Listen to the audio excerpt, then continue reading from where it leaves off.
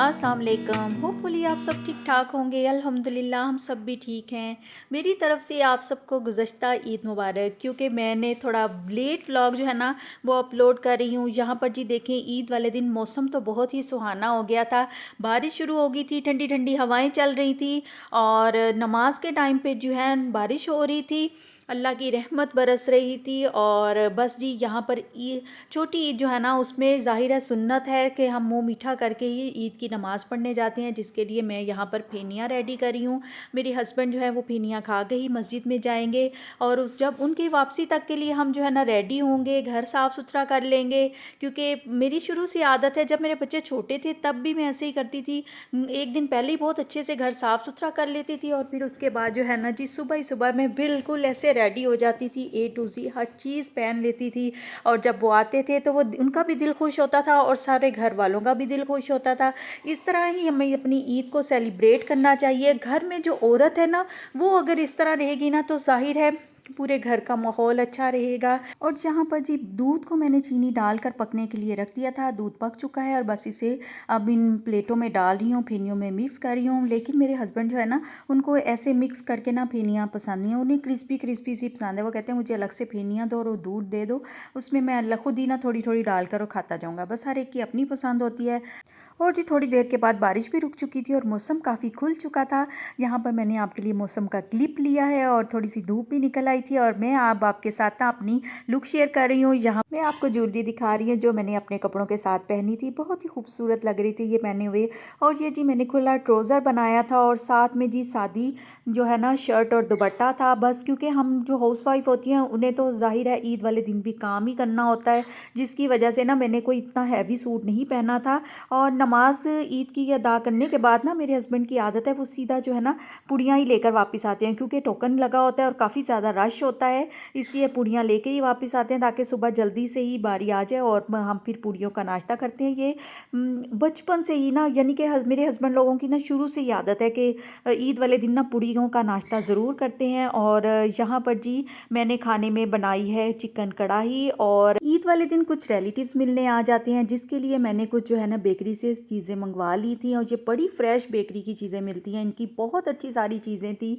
और बस इन सारी चीज़ों को मैंने मंगवाने के साथ साथ जो है ना कश्मीरी चाय भी पकने के लिए रख दी थी। बाकी बॉटल्स वगैरह तो मंगवाई हुई थी कि जैसे ही कोई ऐसे मेहमान मोहल्लेदार आते हैं ना तो उनके लिए सर्व की जाती हैं और साथ में कुछ थोड़ा बेकरी का सामान रख देती हूँ। और यहाँ पर जी उन्हीं मेहमानों के लिए मैं बना रही थी घर में फ्रूट चाट, क्योंकि कुछ फ्रूट पड़े हुए थे और मैंने कहा एक डोंगा जो है फ्रूट चाट का भी बन जाएगा। जाहिर है ऐसी चीज़ें अच्छी लगती हैं। बस जी यहाँ मैंने फ्रूट काटने के बाद इसमें नमक, काली मिर्च और थोड़ी सी चीनी डालकर इसको मिक्स कर लिया था और मिक्स करने के बाद इसे एक साइड पर छोड़ दिया था। बस ये कुछ देर पड़ी रहेगी ना तो सारे मसाले जो हैं आपस में मिक्स हो जाएंगे और एक बहुत अच्छा सा इसका टेस्ट निकल आएगा। बस इसको भी सर्व करने के लिए रेडी करके रख लिया है। और अब बर्तन निकाल के मैंने वो सेट कर लिए हैं, क्योंकि जो बर्तन मेहमानों के आने पे यूज़ होते हैं ना वो सारे पहले से निकाल के रख लेती हूँ, ताकि ना उस वक्त ना हम अपने जो गेस्ट हैं उनको टाइम दे सकें, उनके पास बैठें और कुछ गपशप का सिलसिला चले। बस जी इसी तरह मिलने जुलने का सिलसिला बरकरार रहता है। अल्लाह पाक हम सबके घरों की रौनकों जो है ना बहाल रखे और इसी तरह मिलना जुलना जो है ना वो अच्छा लगता है। और एक दूसरे से मिलते जुलते रहने से ये है कि घर में खैर और बरकत रहती है, खुशियाँ बढ़ती हैं। और बस जी यहाँ पर गेस्ट आ चुके हैं और उनके लिए बस चाय तो रेडी ही है और यहाँ पर बस अब सारी चीज़ों को ना प्लेटों में निकालना शुरू कर दिया है। बस कुछ गपशप की है। वो तकरीबन 2 घंटे तक बैठे रहे हैं और अच्छा खूबसूरत सा जो है ना टाइम स्पेंड हुआ है। और दूसरे दिन जो है ना मैं अम्मी के घर जाती हूँ इंशाल्लाह ताला, फिर दूसरे दिन अम्मी के घर जाऊँगी, वहाँ पे खाना खा के फिर हम घर में वापस आते हैं। बस और आज रात को जो है ना खाने में दोपहर का खाना तो हमने कढ़ाई बनाई थी वो खा लिया था।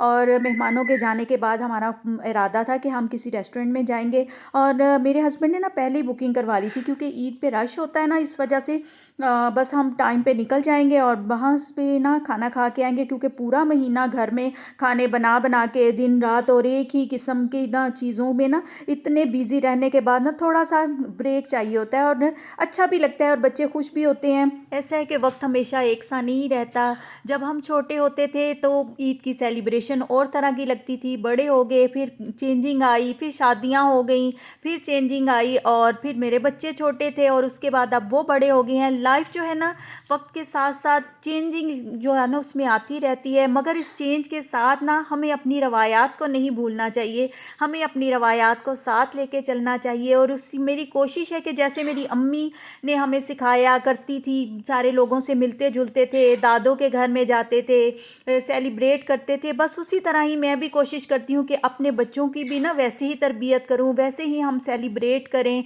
और जी बस अब हम आ गए हैं यहाँ पर डिनर के लिए। यहाँ पर सीख कबाब मंगवाए थे और टिक्का जो है ना ये एक अलग से बड़ा नज़र आ रहा है, दरअसल ये मुझे पसंद है और ना मैंने अपने लिए मंगवाया, और वो उन्होंने एक स्पेशल सजा के भेजा है। और यहाँ पर जी माश की दाल भी मंगवाई गई है और साथ में चटनी है, ग्रीन मिंट चटनी, और साथ में रोगनी नान है। और बच्चे जो है ना वो तो आपको पता है कि अपनी चॉइस उनकी जो है चाइनीज़ ही होती है, और जहाँ पर कढ़ाई मंगवाई है उन लोगों ने चाइनीज़ मंगवाया है, और साथ में कुछ अपनी पसंद से ही कोई टिक्का बोटी वगैरह मंगवाई है।